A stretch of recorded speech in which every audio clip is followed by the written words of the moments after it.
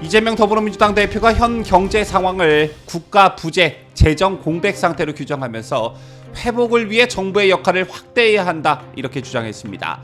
윤석열 대통령이 국회 시정연설에서 강조한 재정 건전성 기조를 정면으로 반박하고 나선 것인데요. 이처럼 민주당은 줄곧 확장 재정의 필요성을 강조하고 있습니다. 쉽게 말해 경제 위기 상황에서 재정 확대를 통해 경기를 부양해야 한다는 요구인 것인데요. 이에 국민의힘은 반대 입장을 거듭 표명하고 있지요. 과연 지금 현 시점에서 누구의 말이 맞는 것일까요?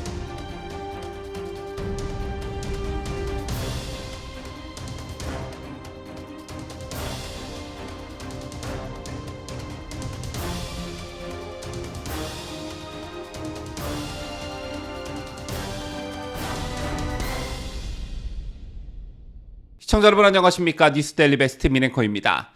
자, 오늘 이재명이 난데없이 기자회견을 자청했습니다. 내용은 경제와 관련한 부분이었는데 시기적으로 보면 윤석열 대통령이 국회 시정연설에서 재정 건전성 기조를 강조한 것을 정면으로 비판하려는 반박하려는 그런 의도로 읽혀집니다.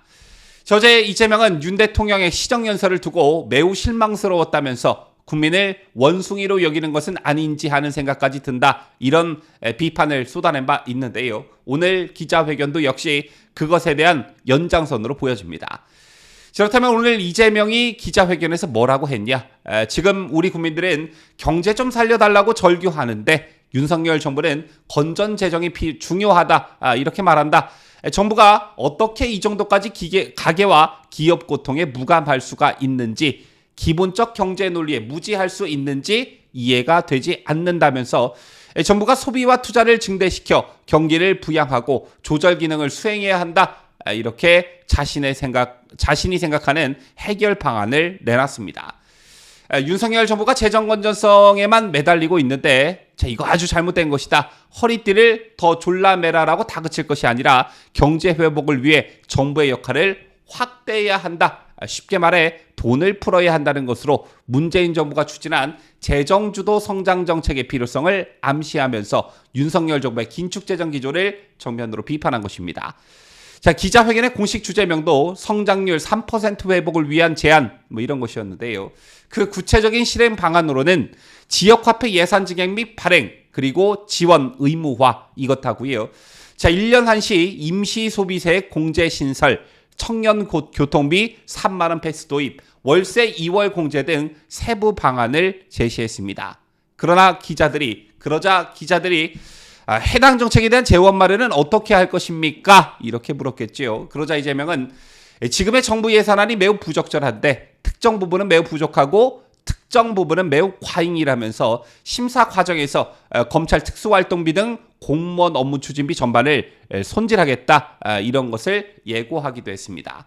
이런 데까지 검찰을 끌어들일지는 상상도 못했는데 이미 윤석열 정부는 취임 직후부터 문재인 정부 시절 방만하게 집행되어 온 민간단체 보조금 등을 전수조사했고 그 결과를 토대로 내년부터 보조금을 줄인다는 계획을 세웠습니다. 이런 것들부터 줄이고 이것을 서민 지원 등 바람직한 곳에 쓰겠다는 방침을 이미 오래전부터 세우고 이것을 실행하고 있는데요. 자, 그럼에도 불구하고 검찰 특수활동비, 공무원 업무 추진비 얘기가 왜 불쑥 튀어나오는지 당최 모르겠습니다. 차라리 이재명 네가 경기도지사 시절 법인카드로 초밥 먹고 소고기 먹고 샌드위치 먹고 일제 샴푸 샀던 돈들을 아껴서 실제 국민들에게 필요한 곳에 썼으면 어땠을까? 이런 생각이 듭니다. 다시 본론으로 돌아가 윤석열 대통령은 지난달 31일 국회 본회의장에서 진행한 내년도 정부 예산안에 대한 시정연설에서 우리 정부의 재정 운용 기조는 건전 재정이라는 점을 재차 강조했습니다. 따라서 내년 총 지출을 2005년 이후 가장 낮은 수준인 2.8% 증가하도록 편성해 건전 재정 기조를 유지하겠다 이렇게 밝혔는데요. 윤 대통령은 건전 재정은 단순하게 지출을 줄이는 것이 아니고 국민 혈세를 낭비 없이 적재적소에 효율적으로 쓰자는 것이라며 정부는 내년도 예산안 편성 과정에서 총 23조 규모의 지출을 구조 조정했다 이렇게 말했습니다.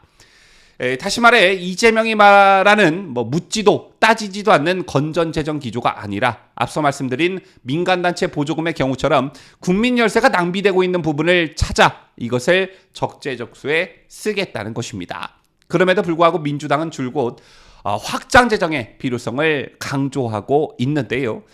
경제위기 상황에서 재정 확대를 통해 경기를 부양해야 한다. 이런 것입니다. 하지만 윤석열 정부의 건전재정 기조를 향한 민주당과 이재명의 비판은 IMF 진단과는 사뭇 다른 것입니다. IMF가 지난달 29일 홈페이지를 통해 공개한 최근 아시아 태평양 지역 경제 전망을 주제로 싱가포르에서 열린 기자 간담회의 녹취록에 따르면 토머스 헬브링 IMF 아태부국장 이렇게 말을 했습니다. 한국의 재정 건전화 정책의 의도와 행동에 대해서 찬사를 보낸다. 현재 한국의 국가 채무 수준은 전반적으로 적정하고 이대로 유지돼야 한다. 이렇게 평가했습니다. 이 밖에도 앞서 IMF 스리니바산 아테 국장도 지난달 13일 모로코에서 열린 연차 총회에서 한국의 재정 준칙은 굉장히 잘 만들어진 준칙이고 중기적인 재정 관리에 좋은 프레임 워크라면서 한국 경제는 기술 사이클이 고비를 넘기면서 내년에 반등할 것이다 라는 장밋빛 전망을 내놓기도 했습니다. 즉 IMF도 한국 정부의 재정 건전화 정책을 인정함을 넘어 찬사를 보낸 것이고 이것에 따른 장밋빛 전망을 내놓은 것입니다. 그렇다면 문재인 정권 시절 IMF는 뭐라고 했냐? 당시 IMF에 따르면 한국의 채무 증가 속도는 선진국 중 가장 빠른 수준이라며 연신 우려를 쏟아냈습니다. IMF가 지난 2021년 10월 발표한 재정점검 보고서를 보면요. 한국의 국내 총생산 대비 일반 정부 채무 비율이 오는 2026년 66.7%까지 상승할 것으로 예상이 됐는데 이는 IMF가 선진국으로 제시한 35개 국가 중에 가장 큰 폭이었습니다. 증가폭이었습니다. 그럼에도 불구하고 문재인 정부는 이른바 확장 재정을 고집했고 지난해 우리나라의 국가부채는 2326조 원을 돌파하면서 사상 최고치를 경신했습니다. 문재인 정부 5년간 방만한 확장 재정이 초래한 나라 살림의 현 주소를 적나라하게 보여줬다는 평가가 줄을 이었고 문재인 정부의 방만 재정의 역풍을 윤석열 정부가 그대로 맞을 것이라는 게 중론이었었습니다. 자, 우리나라 정치사를 보면요. 좌파 정권이 들어서면 돈을 펑펑펑 써 제끼고 그 다음에 들어서는 우파 정권이 그 역풍을 고스란히 맞으면서 이것을 제자리로 돌려놓는 역할들을 해왔습니다. 이런 현상이 이번에도 반복되고 있다 이렇게 보여지는데요. 이 나라의 미래를 걱정하시는 특히 미래 세대로 불리워지는 현재의 젊은 세대가 명심해야 할 것이 한 가지가 있습니다. 그게 뭐냐? 문재인이 그래왔고 지금의 이재명이 떠드는 확장 재정의 다른 이름은 돈뿌리기라는 것입니다. 그런데 그 돈이 어디 하늘에서 뚝 떨어지는 것이냐? 그게 아니라는 것이죠.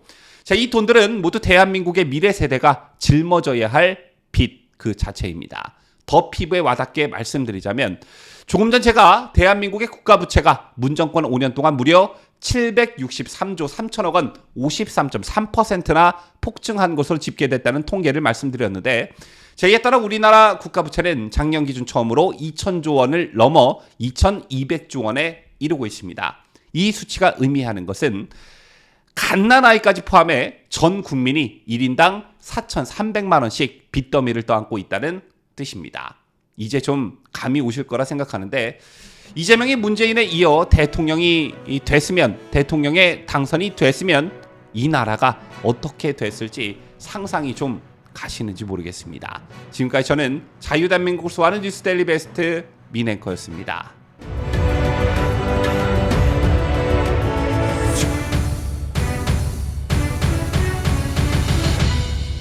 함께해요. 뉴스데일리 베스트.